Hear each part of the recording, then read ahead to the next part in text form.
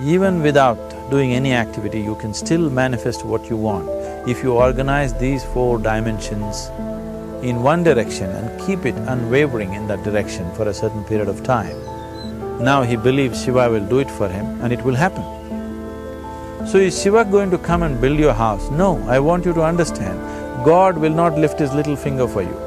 What has not happened till now on this planet can happen tomorrow. Human beings are capable of making it happen tomorrow.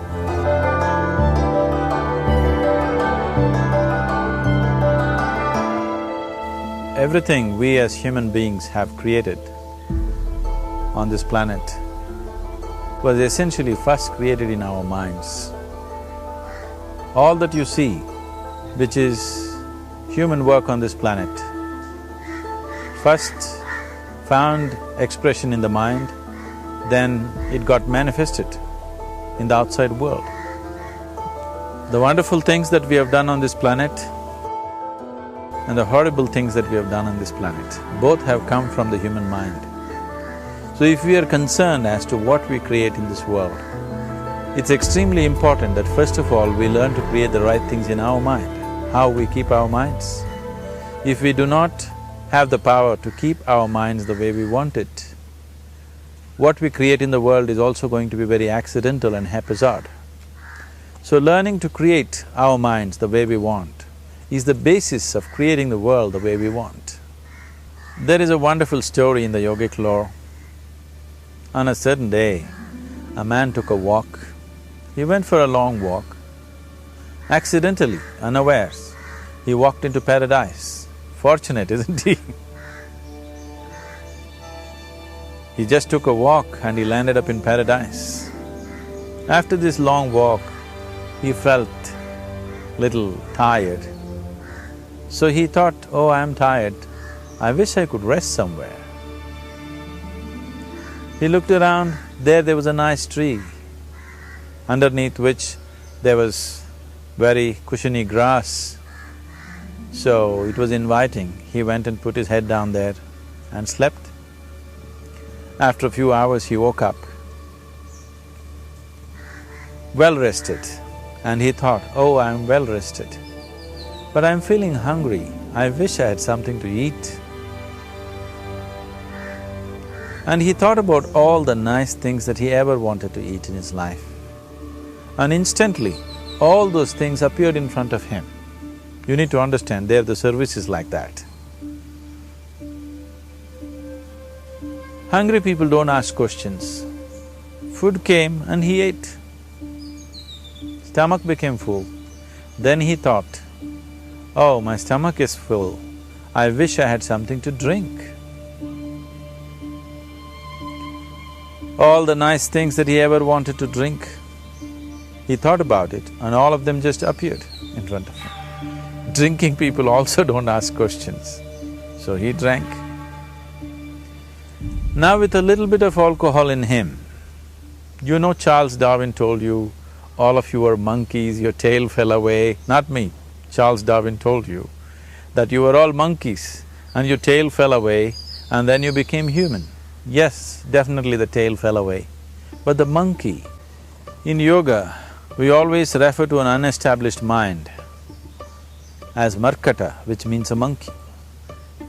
Why we are referring to the mind as a monkey is, what are the qualities of a monkey? One thing about a monkey is, it's unnecessary movement. And another thing about the monkey is, if I say you're monkeying somebody, what does it mean? Imitation. Monkey and imitation have become synonymous. So these two essential qualities of a monkey are very much the qualities of an unestablished mind. Unnecessary movement, you don't have to learn it from the monkey, you can teach it to the monkey. And imitation is full-time job of the mind. So when these two qualities are on, a mind is referred to as a monkey. So this monkey became active within him. He just looked around, thought, what the hell is happening here? I asked for food, food came. I asked for drink, drink came. There must be ghosts around here. and ghosts came. Oh, the ghosts have come, they're going to surround me and torture me, he thought. Immediately the ghosts surrounded him and started torturing him. Then he started screaming in pain and said, oh, they're going to kill me, and he died. Just now he said he's a fortunate being. The problem is he was sitting under a kalpavriksha or a wishing tree. He asked for food, food came, he asked for drink, drink came, he asked for ghost, ghost came, he asked for torture, torture came, he asked for death, death happened. Now don't go looking for these kalpavrukshas in the forest. You can barely find a tree these days.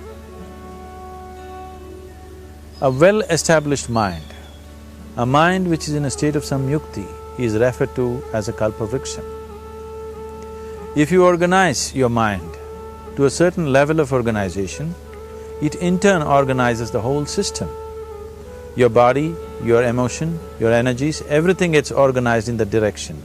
Once all these four dimensions of you, your physical body, your mind, your emotion and the fundamental life energies are organized in one direction, once you are like this, anything that you wish happens without even lifting a little finger actually. It would help to assist it with activity, but even without doing any activity, you can still manifest what you want if you organize these four dimensions in one direction and keep it unwavering in that direction for a certain period of time. Right now the problem with your mind is, every moment it is changing its direction. It is like you want to travel somewhere and every 2 steps if you keep changing your direction, the question of you reaching the destination is very remote unless it happens by chance. So, organizing our minds and in turn organizing the whole system and these 4 basic dimensions of who you are right now in one direction, if you do this, you are a kalpavruksha yourself. Anything that you wish will happen. But right now, if you look at your lives, everything that you have wished for till now, if it happens, you have finished. Everything and everybody that you have desired for, if all of that lands up in your house today, could you live with that? Once we're empowered like this, it's very important that our physical action, emotional action, mental action and energy actions are controlled and properly directed. If it is not so, we become destructive, self-destructive. Right now, that is our problem. The technology, which is supposed to make our life beautiful and easy, has become the source of all the problem that we are destroying the very basis of our life, which is the planet. So what should have been a boon, we are making a curse out of it. What has brought incredible levels of comfort and convenience to us in the last 100 years or so has also become a threat to our life simply because we are not conscious action, we are in a compulsive state of action. So organizing our minds fundamentally means moving from a compulsive state of activity to a conscious state of activity. You might have heard of people for whom they asked for something and beyond all expectations it came true for them. Generally this happens to people who are in faith. Now, let's say you want to build a house. If you start thinking, oh, I want to build a house, to build a house I need 50 lakhs, but I have only 50 rupees in my pocket, not possible, not possible, not possible. The moment you say not possible, you are also saying I don't want it. So on one level, you're creating a desire that you want something, on another level, you're saying I don't want it. So in this conflict, it may not happen. Someone who has some faith in a god or in a temple or whatever, who is simple-minded, faith works only for those people who are simple-minded. Thinking people, people who are too much thinking, for them it never works. A childlike person who has a simple faith in his god or his temple or whatever, he goes to the temple and says, Shiva, I want a house. I don't know how, you must make it for me. Now in his mind there are no negative thoughts. Will it happen? Will it not happen? Is it possible? Is it not possible? These things are completely removed by this simple act of faith. Now he believes Shiva will do it for him and it will happen. So is Shiva going to come and build your house? No, I want you to understand, God will not lift his little finger for you. What you refer to as God is the source of creation. As a creator, he has done a phenomenal job, there's no question about it. Could you think of a better creation than this? Is it in anybody's imagination to think anything better than what is there right now? So as a creator, he has done his job wonderfully well. But if you want life to happen the way you want it, because right now, the very crux of your happiness and your well-being is this. If at all if you're unhappy, the only and only reason why you're unhappy is life is not happening the way you think it should happen. That's all it is. So if life is not happening the way you think it should happen, you're unhappy. If life happens the way you think it should happen, you are happy. It's as simple as that. So if life has to happen the way you think it should happen, first of all, how you think, with how much focus you think, how much stability is there in your thought, and how much reverberance is there in the thought process will determine whether your thought will become a reality or is it just an empty thought. Or how you do not create any impediments for your thought by creating negative thought process. This possible is something possible or not possible, is destroying humanity. What is possible and not possible is not your business, it's nature's business. Your business is just to strive for what you want. Right now you're sitting here, if I ask you two simple questions, I want you to just look at this and answer this. Right now from where you're sitting, can you just fly off? You say no. Right now from where you're sitting, can you get up and walk? You'll say yes. What is the basis of this? Why you say no to flying and yes to walking? Because past experience of life, many times you've gotten up and walked, never did you fly off. Or in other words, you're using the past experience of life as a basis for deciding whether something is possible or not possible. Or in other words, you have decided that what has not happened till now cannot happen in your life in future. This is a disgrace to humanity and the human spirit.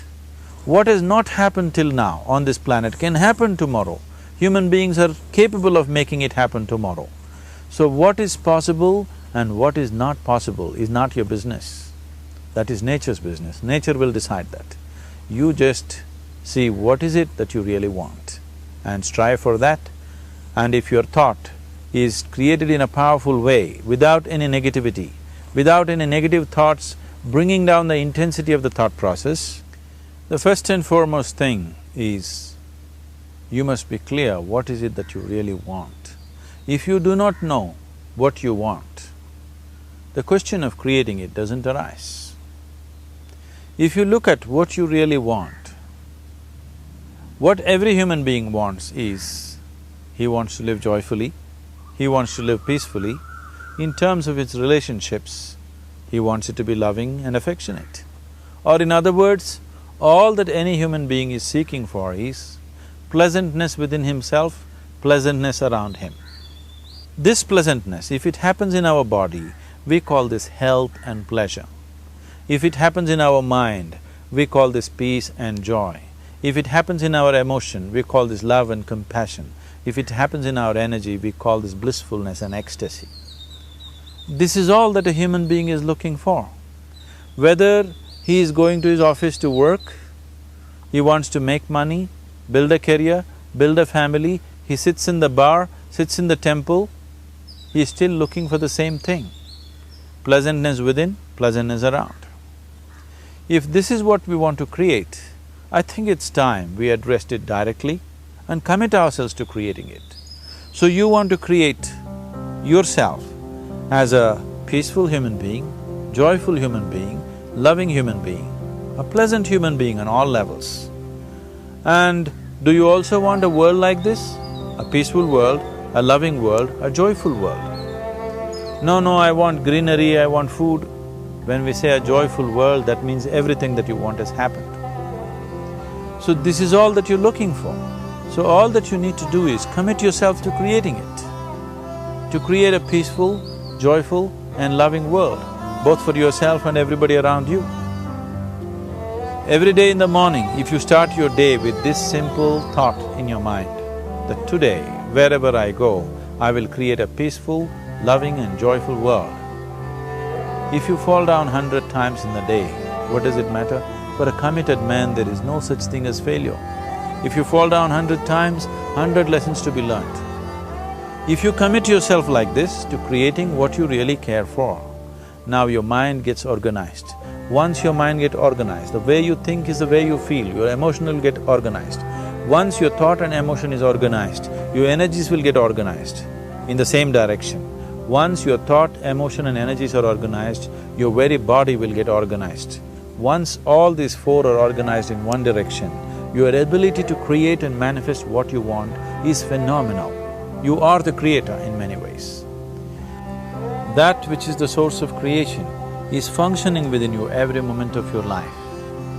It is just that, have you kept access to that dimension or not? Organizing the four basic elements of your life will give you that access. There are tools and technologies to do this. The whole science of yoga, the whole technology that we refer to as yoga is just about this, transforming yourself from being just a piece of creation to become a creator.